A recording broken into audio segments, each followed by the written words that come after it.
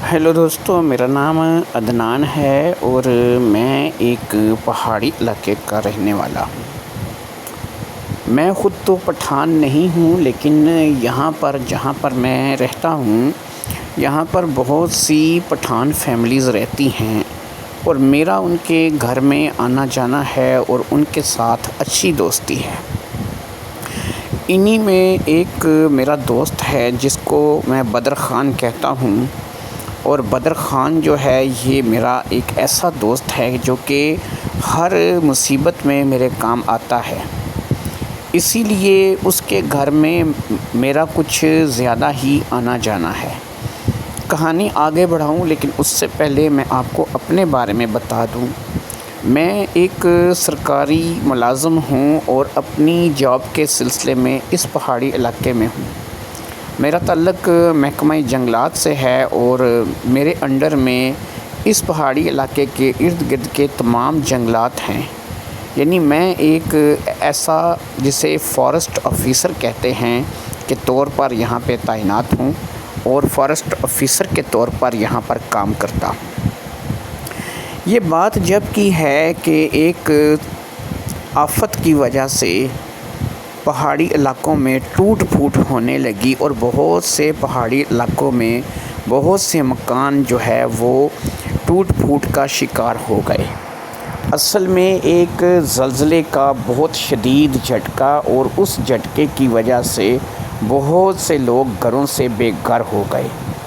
پہاڑوں کے اوپر سے بڑے بڑے پتھر لڑک کر آئے اور انہوں نے بڑے بڑی بستیوں کو اور بڑے بڑے گھروں کو نیست و نابود کر دیا۔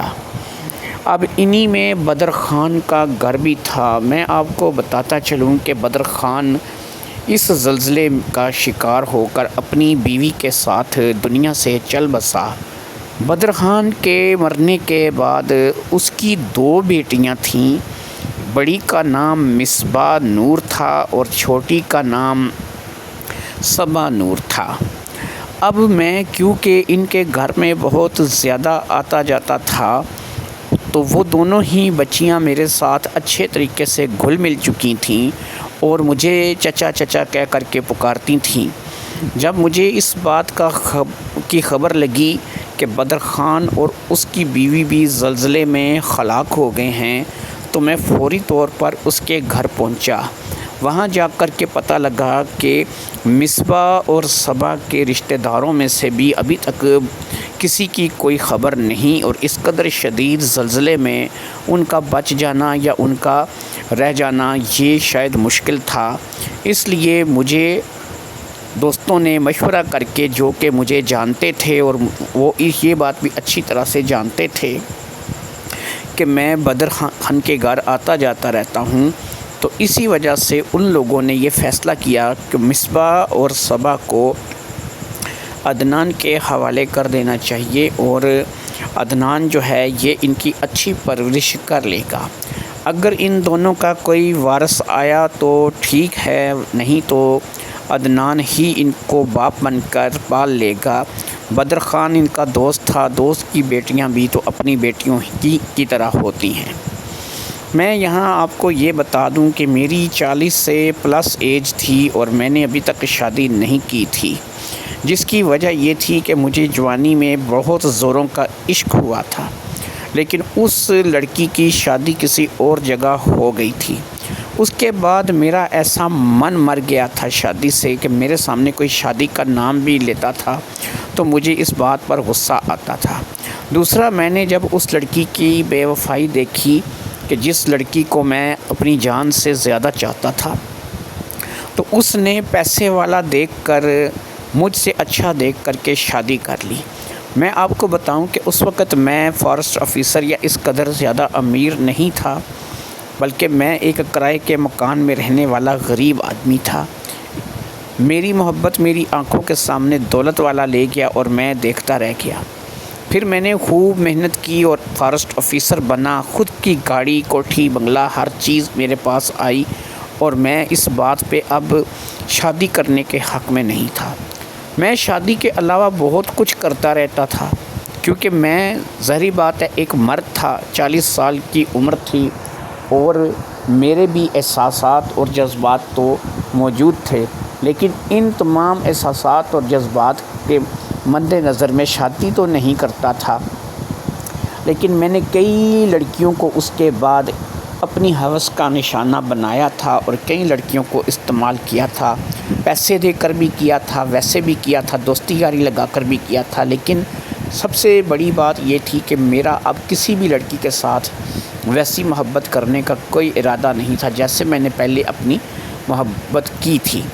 یعنی وہ ایک سچی محبت کہی جا سکتی ہے، لیکن اس کے بعد میں نے جتنوں کو بھی دیا فریب ہی دیا، میں نے جتنوں کے ساتھ بھی کیا دھوکہ ہی کیا، ان میں سے کوئی بھی میری محبت سچی محبت نہیں تھی، بس ٹائم پاس تھا، اور جب تک میں اس کے جسم تک نہیں پہنچا میں نے اس کے ساتھ اپنا وقت گزارا، اور جب میں نے اس کو حاصل کر لیا تو پھر اس کی اہمیت میری نظروں میں ختم ہو گئی۔ ابھی بات آپ میری اچھے طریقے سے سمجھ چکے ہوں گے کہ میں کس فطرت کا انسان تھا۔ بہرحال اس وقت تو لوگوں نے فیصلہ کیا کہ مصباح اور صبا کی پرورش کی ذمہ داری مجھے اٹھا لینی چاہیے۔ اتنے لوگوں کی موجودگی میں میں انکار بھی نہیں کر سکتا تھا، اور پھر میں بدر خان کا اچھا دوست تھا، جو کہ بدر خان میرے کئی کام آتا تھا، اور یہاں کی جتنی بھی خان برادری تھی وہ اچھی طرح سے جانتی تھی کہ بدر خان کی اور میری بڑی گہری دوستی ہے، اس لیے اب اگر میں انکار کرتا تو وہ لوگ ہماری دوستی پر شک کرتے، یا پھر وہ میری نیت پر شک کرتے کہ میری نیت اس کے ساتھ اچھی نہیں تھی، میں بس اوپر سے اس کا دوست تھا۔ لہٰذا میں نے تمام لوگوں کے کہنے پر مصباح اور صبا کی ذمہ داری اٹھانے کا مکمل فیصلہ کر لیا۔ میں نے 4 لوگوں کی موجودگی میں جو کہ وہاں پر کھڑے تھے ان دونوں بچیوں کو سمجھایا کہ اب تمہارے امی ابو نہیں رہے اور پتہ نہیں تمہارے رشتہ داروں کی بھی کیا پوزیشن ہے، تو آج کے بعد تم دونوں مجھے چچا نہیں کہو گی، آج کے بعد تم دونوں مجھے ابو کہو گی، اور میں آج تم دونوں کی ذمہ داری قبول کرتا ہوں، تم دونوں آج سے میری بیٹیاں ہو، اور آج سے میں تم دونوں کا باپ ہوں۔ وہ دونوں بچیاں جن کی کا غم ابھی تازہ تھا، ماں باپ ان کی آنکھوں کے سامنے گزر گئے تھے، ان دونوں نے مجھے اپنے سینے سے لگا لیا اور میں نے انہیں اپنے سینے سے لگا لیا۔ وہ میری بیٹیاں بن چکی تھیں اور میں ان کا باپ بن چکا تھا۔ تمام لوگ اس بات پر تالیاں بجا رہے تھے۔ اب یہ ہے کہ میں نے ان دونوں کو اپنے سینے سے لگایا تھا، انہوں نے تو مجھے باپ سمجھ کر کے اپنایا تھا کہ چلو یہ ہمارا چچا تھا، باپ کا دوست تھا، اور یہ ہمارے باپ کے بعد اب ہمارا باپ ہونے کا فرض ادا کرے گا۔ لیکن میں نے جب ان دونوں بچیوں کو اپنے سینے سے لگایا تھا تو میں ان کے باپ کی حیثیت سے سینے سے نہیں لگایا تھا، میں تو یہ محسوس کر رہا تھا ان میں سے کون سی ہے جو میرے قابل ہے، کون سی پہلے استعمال کر سکتا ہوں اور کون سی بعد میں استعمال کر سکتا ہوں۔ یعنی میرے اندر کا ہوس پرست شیطان جاگ چکا تھا۔ آپ کو بتاتا چلوں کہ جو بڑی تھی مصباح نور جس کا نام تھا، وہ تقریباً 13 سال کی تھی، پٹھان بچی تھی، اس لیے خوبصورت تھی اور صحت بھی قابل رشک تھی۔ 13 سال کی عمر میں وہ کسی طرح بھی 16-17 سال کی بچی سے کم محسوس نہیں ہوتی تھی۔ یہی وجہ تھی کہ اس کا جسم تھوڑا سا مضبوط بڑا تھا، قد 5 فٹ کے قریب رہا ہوگا، کافی خوبصورت تھی اور بڑا جسم تھا اس کا، آگے پیچھے سے دکھنے میں بہت ہی پیاری معلوم ہوتی تھی۔ جب میں اس کے گلے لگا تو میں نے اس کے جسم کو دہکتا ہوا محسوس کیا، مجھے ایسا محسوس ہوا کہ جیسے میں نے دہکتا ہوا انگارہ اپنی باہوں میں لے لیا ہو۔ مجھے من ہی من میں یہ سوچ کر مزہ آ رہا تھا کہ اس لڑکی کے ساتھ مجھے اب رات گزارنی ہے، اور یہ لڑکی جو ہے آج رات کو میری باہوں میں ہوگی۔ دوسری بچی جو میرے سینے سے لگی تھی اس کا نام صبا نور تھا۔ صبا مصباح سے بہت چھوٹی تھی، 4 سال کا فرق تھا، یعنی صبا ابھی صرف 9 سال کی عمر میں تھی۔ اس کا وجود اور قد کاٹھی بھی اچھے تھے، لیکن بہرحال وہ ابھی نسوانی حسن سے محروم تھی، کسی بھی طور پر وہ ایک تیار بچی نہیں لگتی تھی، اسے دیکھنے میں، گلے لگانے میں مجھے یہی محسوس ہوا کہ میں نے واقعہ ہی کسی بچی کو ہی گلے لگایا ہے، اور اس کے علاوہ اس کے پاس کچھ ایسا خاص نہیں تھا۔ ہاں، صبا کی صرف ایک بات مجھے اچھی لگی کہ جب اس نے مجھے گلے لگایا اور میں نے اسے اپنی باہوں میں لیا تو میرا ہاتھ اس کی پشت پر چلا گیا، جو کہ کافی نرم اور موٹی موٹی تھی۔ یعنی وہ لڑکی تو دبلی پتلی تھی، لیکن اس کے اگر جسم میں کسی جگہ پر ماس تھا تو وہ اس کے پیچھے اس کی پشت پر تھا۔ اب یہ پشت جو ہے یہ کیسی تھی یہ تو دیکھنے پر ہی پتہ چل سکتا تھا، لیکن بہرحال میں نے یہ محسوس کیا تھا کہ اس کی پشت جو تھی وہ پیچھے سے ابری ہوئی تھی۔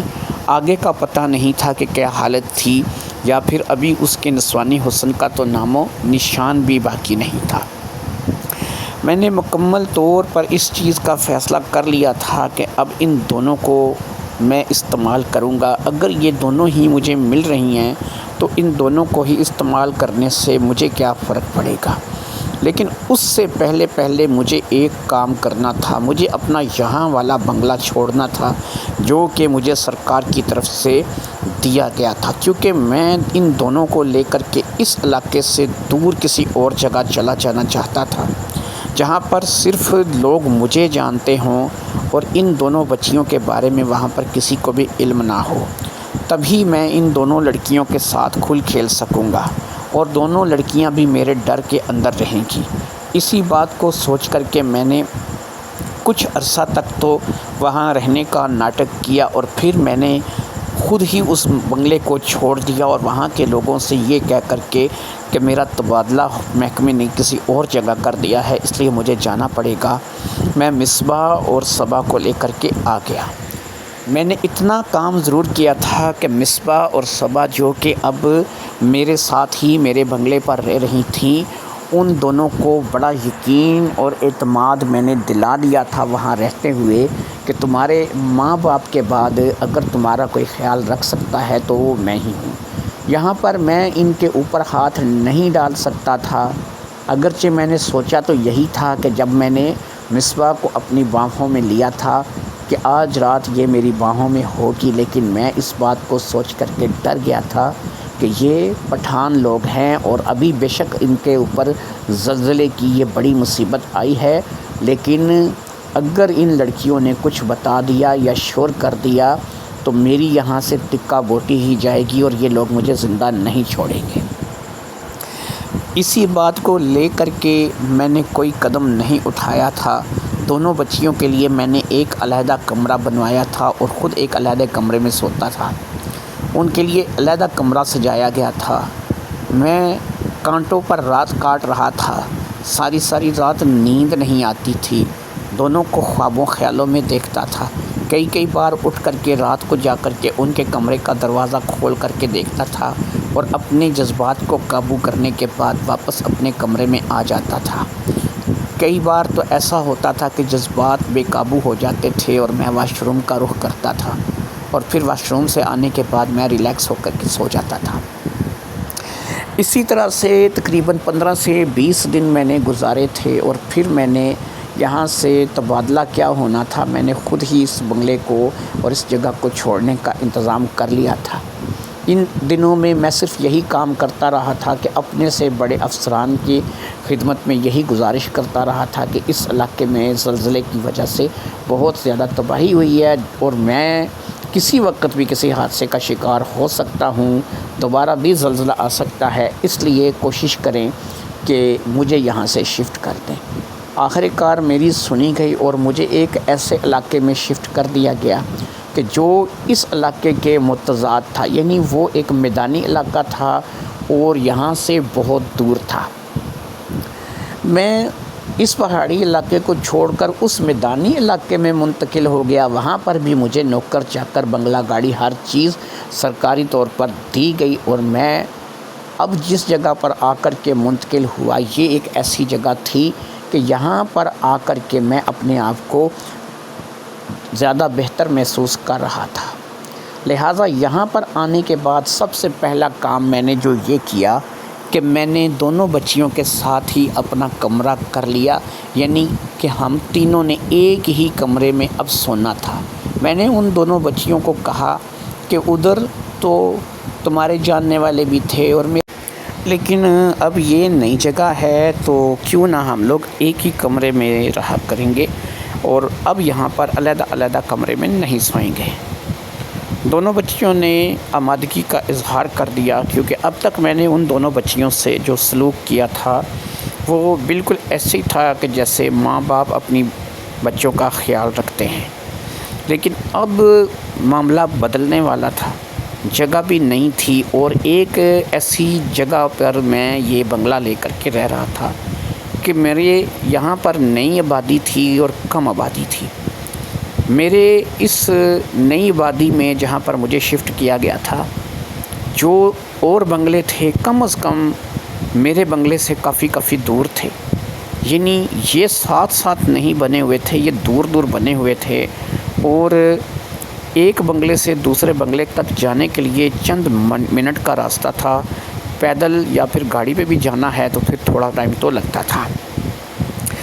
اس لیے مجھے اس چیز کا بھی خوف نہیں تھا کہ اگر یہ لڑکیاں دونوں جو ہیں، ان میں سے میں جس کو بھی ہاتھ رکھتا ہوں، اگر وہ چیخے گی چلائے گی تو ان کے چیخنے یا چلانے کی آواز جو ہے وہ بنگلے سے باہر تک بھی جانے کا سوال پیدا نہیں ہوتا تھا، اور پھر اگر کسی نہ کسی طور پر ان کی آواز بنگلے سے باہر چلی بھی گئی تو یاد رکھیں کہ میرے ارد گرد، میرے جس بنگلے میں اس وقت میں رہ رہا تھا، کوئی بنگلہ موجود نہیں تھا۔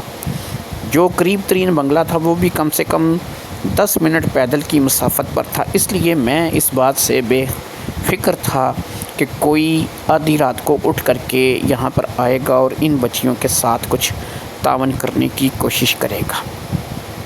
لہٰذا میں ان چیزوں کو لے کر کے انتہائی مطمئن تھا اور میں نے خود اس علاقے میں اپنے افسران سے کہہ کر کے تبادلہ لیا تھا اور خود یہاں پر آیا تھا، کیونکہ میں اسی علاقے میں رہنا چاہتا تھا جہاں پر گھر دور دور ہوں، ایک آدمی کا دوسرے سے واسطہ نہ ہو، کوئی کیا کرتا ہے، کس محکمے سے ہے، کسی کو پتہ نہ ہو، کسی کو تعلق نہ ہو، ہر کوئی اپنے کام سے کام رکھنے والا ہو۔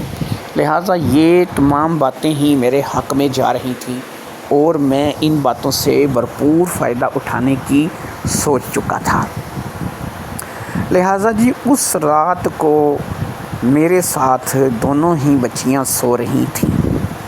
میری ایک سائیڈ پر مصباح نور تھی جو کہ بے فکر ہو کر کے سو رہی تھی، اور اسے یہی تھا کہ میرے ساتھ سونے والا میرا منہ بولا باپ ہی صحیح، لیکن میں اب تک جو سلوک کرتا آیا تھا وہ بالکل مجھے اپنے باپ کی طرح ہی مان رہی تھی۔ اور میری دوسری سائیڈ پر جو سوئی ہوئی تھی وہ صبا تھی، جو کہ مصباح سے چھوٹی تھی، اور صبا بھی بے فکر ہو کر کے سو رہی تھی۔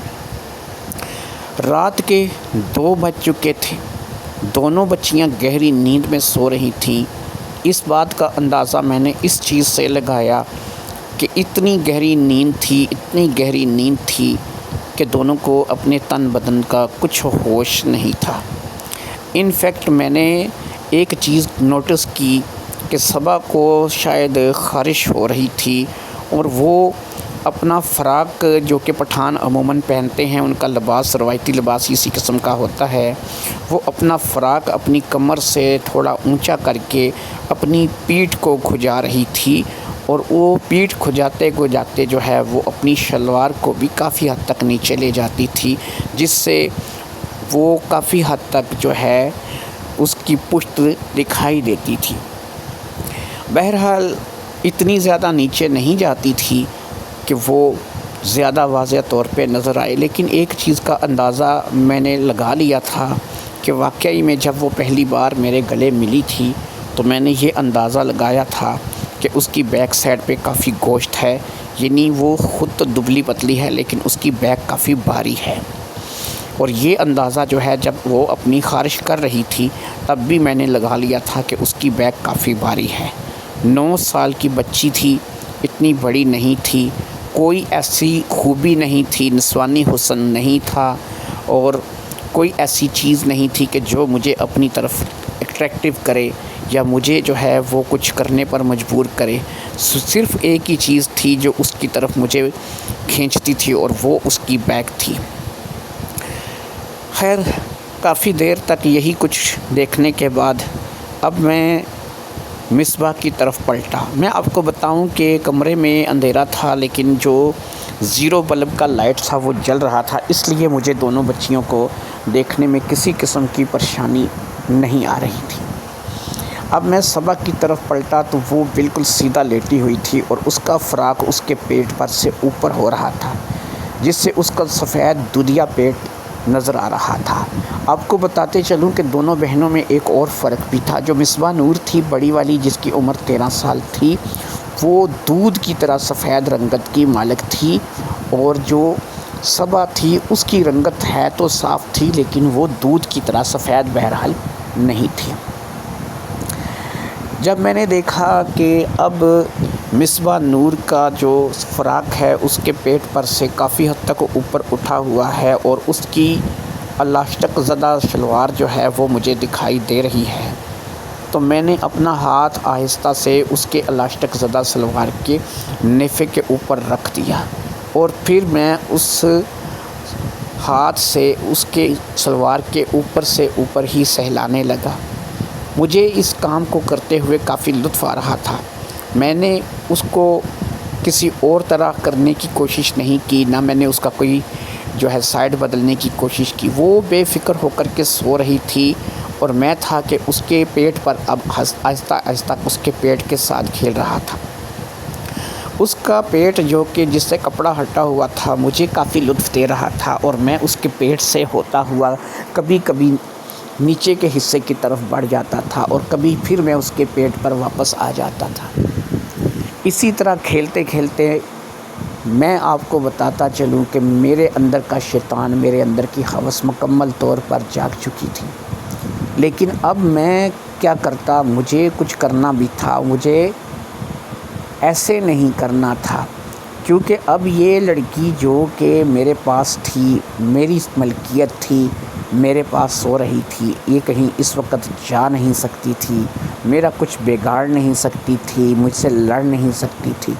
تو اب اس لڑکی کو مکمل طور پر حاصل کرنے کا میں فیصلہ کر چکا تھا، لہٰذا میں اٹھا اور بستر سے اٹھ کر کے نیچے آ گیا۔ میں نے فریج کا دروازہ کھولا تو وہاں پر ملک یعنی دودھ کی بوتل پڑی تھی، جو کہ میں نے خود گرم کر کے ٹھنڈا ہونے کے لیے رکھی تھی، کیونکہ آج میرا پروگرام تو تھا اور میں نے ان چیزوں کی تیاری پہلے سے کر رکھی تھی۔ اس دودھ کے ساتھ میں نے 2 گولیاں کھائیں۔ 2 گولیاں کھانے کے بعد اب میرا جو جوش تھا وہ کہیں کا کہیں پہنچ گیا تھا۔ میرا بی پی ہائی ہو چکا تھا، اور میرے اندر خون کا دورانیہ اس قدر تیزی سے گردش کر رہا تھا کہ مجھ سے اب برداشت کرنا مشکل ہو رہا تھا۔ لیکن کیونکہ میں پہلے بھی ایسے کام کر چکا تھا تو مجھے ان گولیوں کو کھا کر ان کو پچانا بھی آتا تھا، اور میں ان گولیوں کی کبھی بھی تکلیف کا شکار نہیں ہوا تھا۔ جب میں نے فرسٹ ٹائم ایسی گولیاں کھائی تھیں تو تب مجھے تھوڑی پرابلم ہوئی تھی، لیکن میں اب ان کا عادی ہو چکا تھا۔ ان گولیوں کے کھانے کا مقصد تھا، ایک تو مقصد یہ تھا کہ ابھی رات کے 2 بجے ہیں اور میں یہ گولیاں کھاؤں گا، اور تقریباً گولیاں کھانے کے آدھے سے 1 گھنٹے کے بعد میں اپنا عمل شروع کروں گا۔ اور دوسرا مقصد یہ تھا کہ ان گولیوں کی وجہ سے میری طاقت بے پناہ ہو جاتی، اور ٹائم بھی میرا بہت زیادہ بڑھ جاتا تھا، اور اس 13 سال کی جوانی کو لوٹتے وقت میں ان دونوں ہی چیزوں کو اپنے ذہن میں رکھ رہا تھا، لہٰذا میں نے آدھا گھنٹہ کسی نہ کسی طریقے سے گزارا۔ میں نے دودھ بھی بے شمار پیا اور پانی کے بھی 2 گلاس پیے، تب جا کر کے میں تھوڑا نارمل ہوا، لیکن یہ نارمل صرف ذہنی طور پر تھا، باقی تو میں اس وقت فل موڈ میں تھا۔ میرا فل موڈ میرے فل جوبن میں تھا، اور پھر میں جا کر کے ان دونوں لڑکیوں کے درمیان میں لیٹ گیا۔ میرے سیدھے ہاتھ پر مصباح سو رہی تھی اور میرے الٹے ہاتھ پر صبا سو رہی تھی۔ میں سوچ رہا تھا کہ مجھے پہلے کس کے ساتھ شروعات کرنی چاہیے، لیکن ابھی مجھے سمجھ میں نہیں آ رہا تھا کہ میں دونوں میں سے کس پر ہاتھ رکھوں، لہٰذا میں نے اپنی من مانی کرنے کا فیصلہ کیا اور میں نے دونوں کا نام لکھ کر کے پرچی ڈال لی۔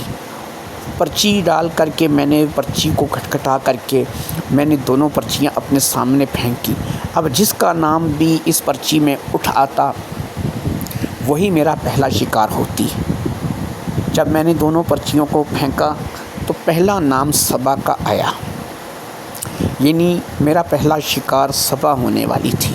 9 سال کی وہ بچی جس کے پاس نسوانی حسن نہیں تھا، جس کے پاس ابھی جوانی نہیں تھی، جس کی صحت اچھی تھی، دبلی پتلی تھی، اس میں صرف ایک ہی کشش تھی اور وہ کشش اس کی جسم کا پچھلا حصہ تھا۔ میں نے پرچیوں کے مطابق سے ہی فیصلہ کر لیا تھا کہ میں پہلے صبا کو ہی استعمال کروں گا۔ صبا بے سرت سو رہی تھی، اسے بالکل اپنے ارد گرد کا کوئی ہوش نہیں تھا۔ میں بستر سے اترا اور میں نے صبا کو اٹھا کر کے اپنے کندھے پر ڈال لیا۔ صبا کا قد تقریباً کوئی 4 فٹ 4.25 فٹ رہا ہوگا۔ قد دونوں بہنوں کا اچھا تھا۔ جو بڑی والی تھی وہ 5 فٹ کے یا اس سے 1-2 انچ اوپر ہی قد اس کا رہا ہوگا، یعنی کہ دونوں لڑکیوں کی اٹھان اچھی تھی۔ جب میں نے صبا کو اپنے کندھے پر ڈالا تو وہ ابھی بھی سو رہی تھی۔ وہ اتنی گہری نیند میں تھی کہ اسے ارد گرد کا ہوش نہیں تھا۔ میں اسے لے کر کے کمرے سے باہر نکل گیا۔ کمرے میں سے باہر نکل کے میں اسے بڑے ہال میں لے آیا۔ یہاں ہال میں صوفے لگے ہوئے تھے اور صوفوں کے آگے ایسی جگہ تھی کہ جہاں پر میں نے بستر لگا رکھا تھا۔ اکثر میں مووی دیکھنے کے لیے یہاں بیٹھتا تھا اور ایسا تھا کہ صوفے کے ساتھ ٹیک لگا کے بستر پر بیٹھ کر کے مووی دیکھ لیتا تھا، اور کبھی کبھی نیند آتی تھی تو یہیں پر سو جاتا تھا۔ تو یہ جگہ میرے لیے سب سے زیادہ اچھی تھی، لہٰذا میں نے وہیں پر جا کر کے صبا کو لیٹا دیا اور پھر میں صبا کے ساتھ چھیڑ چھاڑ کرنے لگا۔ میری تھوڑی سی چھیڑ چھاڑ پر صبا جاگ گئی۔ اسے جاگنے کے ساتھ ہی یہ احساس ہو گیا کہ اس کے ساتھ کیا ہونے والا ہے۔ بچی چاہے 9 سال کی ہی کیوں نہ ہو، اسے اپنی عزت کے بارے میں پتہ ہوتا ہے اور اس کو اپنی عزت بڑی پیاری ہوتی ہے۔ لہٰذا پہلے تو وہ مجھے ٹانگیں مارنے لگی اور مجھ سے اپنا آپ چھڑانے لگی، لیکن جب اس نے دیکھا کہ اس بات میں اس کا بس نہیں چل رہا ہے تو وہ منتوں پر آ گئی، میرے آگے ہاتھ جوڑنے لگی، میرے پاؤں پکڑنے لگی اور رونے اور گڑ گڑانے لگی کہ مجھے چھوڑ دو۔ میں نے ایک نہ سنی اور میں نے اپنا کام جاری رکھا۔ تھوڑی ہی دیر میں وہ انٹرنیشنل حالت میں آ چکی تھی۔ اگرچہ وہ 9 سال کی بچی تھی لیکن مجھے دیکھنے میں بہت ہی پیاری لگی۔ میں نے آج تک 9 سال کی بچی کو اس انٹرنیشنل حالت میں نہیں دیکھا تھا۔ دیکھتے ہی دیکھنے میں بھی انٹرنیشنل حالت میں آ گیا اور وہ لڑکی بھی انٹرنیشنل حالت میں آ چکی تھی، اور پھر میں نے اس کے ساتھ وہ سب کچھ کرنا شروع کیا کہ جس کے لیے میں اسے یہاں پر لے کر کے آیا تھا۔ میں طاقت کی 2 گولیاں کھا چکا تھا جس کی وجہ سے میری طاقت کمزور نہیں پڑ سکتی تھی، اور اس لڑکی کے لیے مجھے سنبھالنا بہت ہی مشکل ہو رہا تھا۔ میں نے اس کے پیٹھ پیچھے وار کیا تھا جس کو وہ سہ نہیں پا رہی تھی۔ میں اتنا جانتا تھا کہ یہ بہرحال جو بھی ہے ایک 9 سال کی بچی ہے جو کہ زیادہ عمر کی نہیں ہے، اس لیے میں نے ایسی چیزوں کا استعمال کیا تھا کہ اس سے زیادہ درد محسوس نہ ہو، اور میں ایسی چیزیں لگا کر کے اس کے ساتھ اپنا عمل کر رہا تھا کہ جس میں اسے درد محسوس نہ ہو، لیکن اس کے باوجود بھی اس کی چیخوں نے پورے گھر کو سر پر اٹھا رکھا تھا، اور وہ اس قدر زور زور سے چیخ رہی تھی اور رو رہی تھی کہ جس کی انتہا نہیں ہے۔ لیکن میں تھا کہ اپنی ہوس میں اس قدر اندھا ہو چکا تھا کہ مجھے کچھ بھی دکھائی نہیں دے رہا تھا۔ اور پھر یہ کیا، ایک گلدستہ بہت زور سے میرے سر میں لگا۔ میں اپنے اس کام میں اس قدر مشغول تھا کہ اپنے ارد گرد کو بالکل بھول چکا تھا۔ ایک گلدستہ تھا جو کہ میرے سر میں لگا تھا اور بہت زور سے لگا تھا۔ میں اپنے ارد گرد بالکل اندھیرا محسوس کر رہا تھا۔ میری آنکھوں کے آگے اندھیرا آ رہا تھا اور مجھے کچھ بھی دکھائی نہیں دے رہا تھا۔ تھوڑی دیر تک میں اسی کیفیت میں رہا اور پھر مجھے سب کچھ دکھائی دینے لگا۔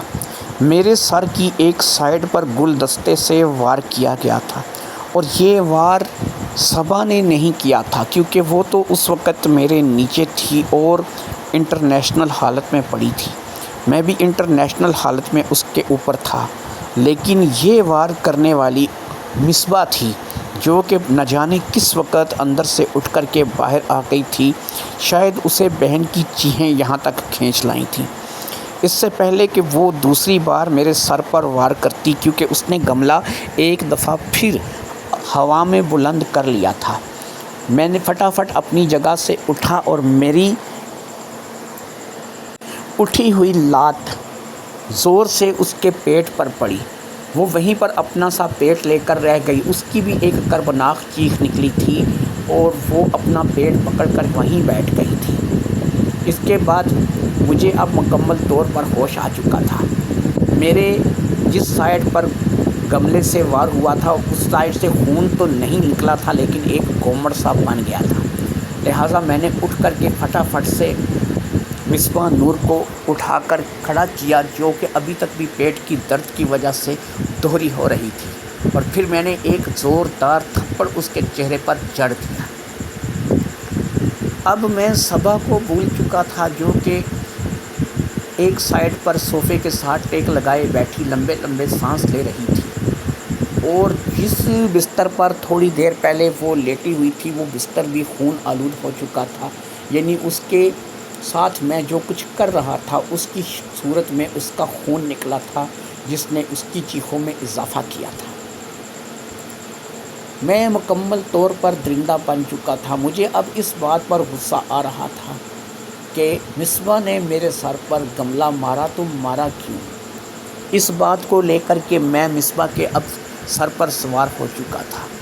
اب میں نے مصباح کے ساتھ زبردستی کرنی شروع کر دی اور پھر تھوڑی ہی دیر میں اسے انٹرنیشنل حالت میں لے آیا۔ اس کی ساری اکڑ فون نکل چکی تھی اور وہ میرے آگے ہاتھ جوڑ کر مجھ سے معافیاں مانگ رہی تھی، لیکن میں اس کی ایک بھی سننے کے لیے تیار نہیں تھا۔ تھوڑی دیر پہلے جس بستر پر اس کی بہن لیٹی تھی، اب اس بستر پر میں نے اس کو لٹا دیا تھا۔ وہ بھی انٹرنیشنل حالت میں تھی اور میں نے اس کے ساتھ بھی وہی کچھ کرنے کا فیصلہ کیا تھا جو اس سے پہلے میں اس کی بہن کے ساتھ کر رہا تھا۔ ساری کریمیں لوشن وہیں پر میرے قریب ہی پڑے تھے، انہیں میں یہاں پر بھی استعمال کر سکتا تھا، جن کو میں نے استعمال کرنے کا فیصلہ کر لیا تھا، اور پھر تھوڑی ہی دیر میں نے اپنا مشن فتح کر لیا۔ مصباح پر مجھے زیادہ زور آزمائی نہیں کرنی پڑی تھی، اسے بس ایک دفعہ نیچے لٹانا ہی میرے لیے کافی ثابت ہوا تھا، اور پھر میں تھوڑی ہی کوشش کے بعد مصباح کے ساتھ پورے طور پر صحیح طریقے سے کارروائی کرنے کے قابل ہو گیا تھا۔ تھوڑی دیر تک تو وہ ہاتھ پاؤں مارتی رہی، روتی رہی، گڑگڑاتی رہی، لیکن پھر وہ چپ کر گئی، کیونکہ اسے اس بات کا پتہ چل چکا تھا کہ میں ہٹنے والا نہیں۔ اور پھر اسی طریقے سے میں مصباح کے ساتھ لگا رہا۔ تقریباً آدھا گھنٹہ مصباح پر لگانے کے بعد جب میں اٹھا تو اب میں دوبارہ سے صبا کی طرف بڑھا۔ میں اب اس قابل تو نہیں تھا کہ صبا کے ساتھ کچھ کر سکتا، لیکن میں ابھی صبا کو دیکھنا چاہتا تھا کہ صبا کس پوزیشن پر ہے۔ میں نے صبا کے پاس کیا اور میں نے دیکھا کوئی اتنا زیادہ خون نہیں بہا تھا، بس معمولی سا ہی خون تھا، اور وہ بھی اسے کوئی دانہ نکلا ہوا تھا، جس میں سے وہ خون نکلا تھا خون دانے کا تھا، نہ کہ میرے عمل کی وجہ سے نکلا تھا۔ وہ اسی وجہ سے چیخی تھی کہ اسے کوئی دانہ تھا جو کہ نکلا ہوا تھا، اور اس دانے کی وجہ سے وہ چیخی تھی۔ لہٰذا میں نے تقریباً آدھا کام تو اس کے ساتھ بھی کر لیا تھا، اور آدھا کام اگر اس کے ساتھ پہلی بار میں ہو گیا تھا تو مکمل کام اس کے ساتھ کرنا میرے لیے اب مسئلہ نہیں تھا۔ اب کیا تھا کہ زندگی اسی طریقے سے گزرتی رہی، کبھی صبا اور کبھی مصباح، یہ دونوں سوتی میرے ساتھ تھیں۔ اب ان کا کوئی پوچھنے والا نہیں تھا، کوئی رشتہ دار نہیں تھا، وہ جا نہیں سکتی تھی کہیں، ان کا کوئی ٹھکانہ نہیں تھا۔ شروع کے کچھ دن تو ان دونوں کو قابو کرنے میں مجھے بہت पापड़ बेलने पड़े, उनकी चीखें भी निकलती थी, वो मिन्नतें तरले भी करती थी, रोती गिड़गिड़ाती भी थी, लेकिन मैं था कि सुनने के लिए कुछ भी तैयार नहीं था। और फिर आहिस्ता आहिस्ता 6 से 7 माह जब इसी काम में हम लगे रहे तो वो दोनों इस कदर रवां हो चुकी थी कि अब क्या मिसबा और क्या सबा दोनों पर ही मैं जब चाहता था अपना जादू चला देता था। वो दोनों बहनें भी इन चीज़ों को अपना नसीब समझ कर चुप कर चुकी थी। मेरी इस 6 महीने की मेहनत से कुछ और हुआ था, और वो ये हुआ था कि जो सबा थी छोटी वाली, वो भी अब जवानी की तरफ बढ़नी शुरू हो गई थी। उसे नस्वानी हुस्न भी आने लगा था और उसे ऐसे निशान भी ज़ाहिर होने लगे थे कि जो जवानी की अलामत होते हैं।